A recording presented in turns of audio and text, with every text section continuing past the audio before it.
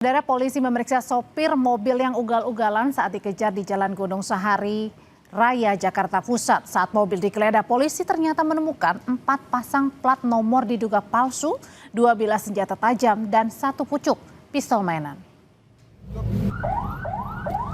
Polisi dan sebuah mobil terlibat aksi kejar-kejaran di Jalan Gunung Sahari, Jakarta Pusat. Awalnya, polisi mencoba menghentikan sopir yang sudah mengemudi lawan arah. Bukannya berhenti, sang sopir justru melaju makin kencang. Mobil tak berhenti meski polisi sempat menodongkan senjata.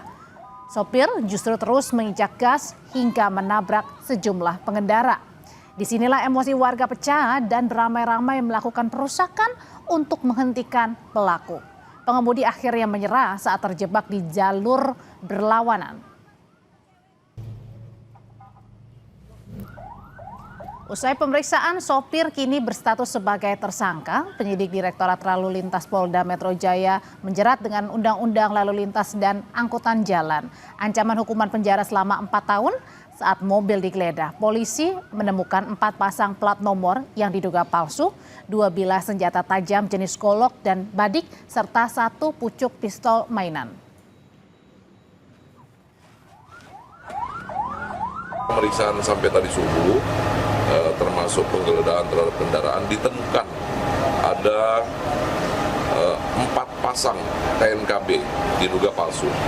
Ya, ada 4 pasang dalam kendaraannya, dan juga ditemukan ada 2 buah senjata tajam, 1 jenis golok, 1 jenis badik, dan 1 senjata api mainan. Untuk kasus kecelakaannya sendiri sudah ditetapkan sebagai tersangka. Pelaku saat ini ditahan, Pak? Saat ini masih dalam proses pemeriksaan ya, pendalaman di Polres Jakarta Pusat. Kalau hasil urinnya tadi? Tes urin sementara negatif. Untuk lebih jelasnya, kita saat ini sudah terhubung dengan Dirlantas Polda Metro Jaya, Kombes Komarudin. Pak Komarudin, selamat malam. Selamat malam, Pak Andre. Ya, Assalamualaikum warahmatullahi wabarakatuh. Waalaikumsalam, Pak Komarudin. Kami jadi ingin memastikan, benarkah motif ugal-ugalan para pengemudi ini hanya karena panik dokumen sopirnya ini tidak lengkap, atau jangan-jangan ada faktor lain sehingga pengemudi ini panik? Ya. Terima kasih. Ya, inilah Mbak yang masih kami dalami terus sehingga sampai dengan saat ini untuk pemeriksaan terhadap pelanggaran dugaan yang menyebabkan terjadinya kecelakaan lalu lintas itu sendiri sudah kami nyatakan selesai.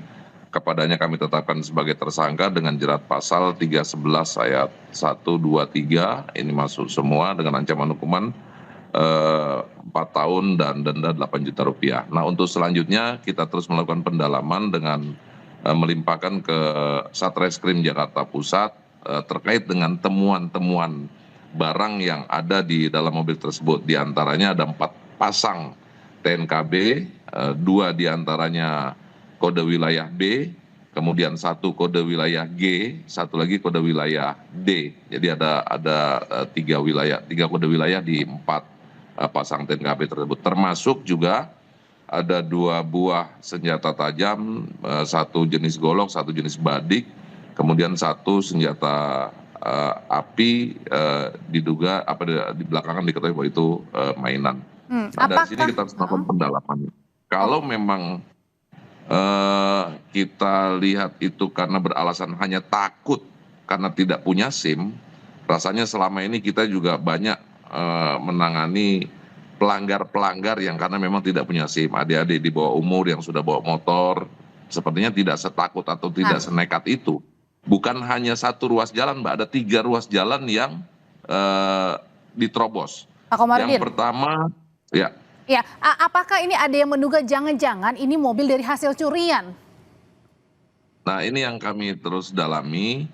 Sementara dari hasil cek fisik nomor rangka dan nomor mesinnya itu sangat tidak identik dengan TNKB yang terpasang.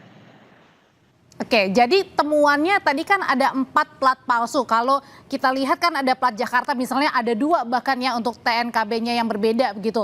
Nah, ini dugaannya mengarah kemana, Pak Dir? Sebagaimana kita ketahui, Mbak, biasanya mohon maaf sekali harus kami sampaikan bahwa pola-pola seperti ini dahulu kita kenal dengan gaya-gaya mohon maaf ini pelaku kejahatan gonta-ganti TNKB untuk mudah mengelabui, tidak mudah teridentifikasi, tidak mudah terlihat. Karena kalau untuk tidak pakai plat sama sekali itu kan sangat mencolok. Makanya diganti plat sembarangan untuk mengetahui. Kemudian pola seperti modus berikutnya yang biasa digunakan ini adalah kendaraan-kendaraan nunggak leasing biasanya, ya gonta-ganti plat supaya tidak terdeteksi. Kemudian juga kendaraan-kendaraan yang biasanya terjadi di kota besar seperti menghindari ganjil genap. Nah, ini biasanya gonta-ganti plat, itu pelanggaran seperti itu. Namun kalau dengan kita lihat rekaman baik dari rekaman video amatir, kemudian yang terbaru kami punya rekaman dashcam dari mobil patroli kami, ya itu ada rekaman dashcam mulai dari terindikasi pertama bergerak dari arah Senen menuju Gunung Sahari itu terlihat sudah kelihatan ugal-ugalan, kemudian kemudian masuk ke ruas jalan. Ruas jalan pertama yang dilanggar itu ruas jalan Gunung Sahari 5. Gunung Sahari 5 itu jalur padat satu arah, ini yang diterobos. Itu jalur yang cukup panjang, ya itu sangat nekat sekali. Kemudian jalan kedua ruas jalan Dr. Sutomo.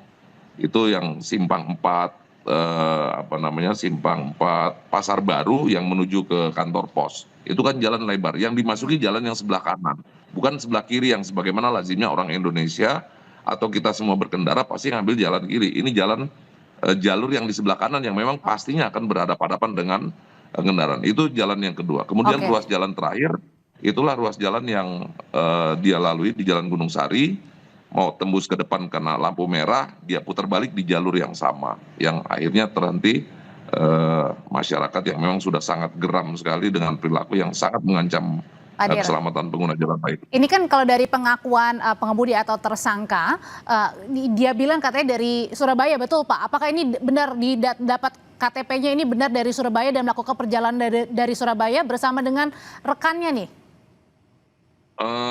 Menurut pengakuan memang dia melakukan perjalanan dari Surabaya singgah semalam di Kerawang, menjemput rekan wanitanya di Kerawang, kemudian hari berikutnya ataupun tepatnya kemarin mau jalan-jalan ke Ancol katanya. Itu menurut pengakuan sementara. Dari identitas yang kami temukan memang dari KTP-nya ada 2 identitas yang kita temukan, sementara berinisial HS dan HM. Yang identitas pertama dari Sidoarjo, kemudian yang kedua ini dari Temanggung, Jawa Tengah. Ini yang masih terus kami dalami.